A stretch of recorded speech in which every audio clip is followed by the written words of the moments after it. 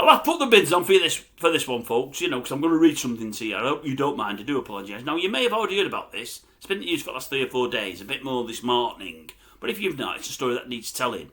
That young lady from the army that absolutely killed herself about 3-4 years ago now, she'd been sexually assaulted by one of her the higher-ups, and she'd been sent thousands of unsolicited, meaning ones she didn't want, texts off another boss there. And the army turned a blind eye on it all, swept it all under the carpet, and since the young lady killed herself, her mother and sister have been doing everything they can to find out what went wrong and why nobody did anything, and they've just been cold shoulders in the main by the army and also by the police. They've had a terrible time of it. I'll give you the names. As I say, the young lady, I think she killed herself in 2021, only a young kid, been in the army 3 years, loved it. The family are calling for a criminal investigation. The young lady's name, did I take a name down? I'm sure I did. Oh, please say you took a name down or not. Yes.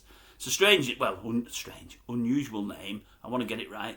I think it's Jaysley Beck. Jaysley. Why I'm spelling it, I don't know. But I've never heard of the name before. Jaysley Beck. Yes, she killed herself. Her mother and sister are interviewed today, and they're saying they want answers. She was sexually assaulted by a battery sergeant major.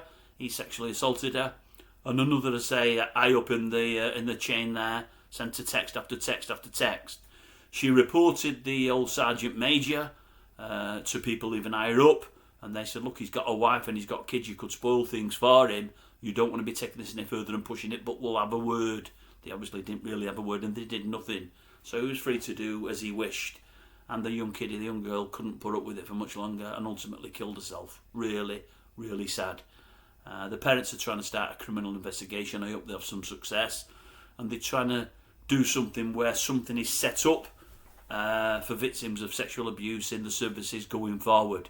A hotline or something that when it's really bad they can speak to somebody and it's taken out the hands of the forces. Because the forces, like many other institutions, like the police and others before them, just tend to sweep things under the carpet until something really, really bad happens, everything explodes, there's a big inquiry, and then they all decide to change their ways, like has happened with the police with a couple of instances in the last 18 months. They're now going to change, but when they had a chance to put things right and do things with certain police officers that have ended up raping or killing folk, they've done nothing. They've let it go, they've let it slide, and it comes to a head, and all of a sudden they want to change their ways.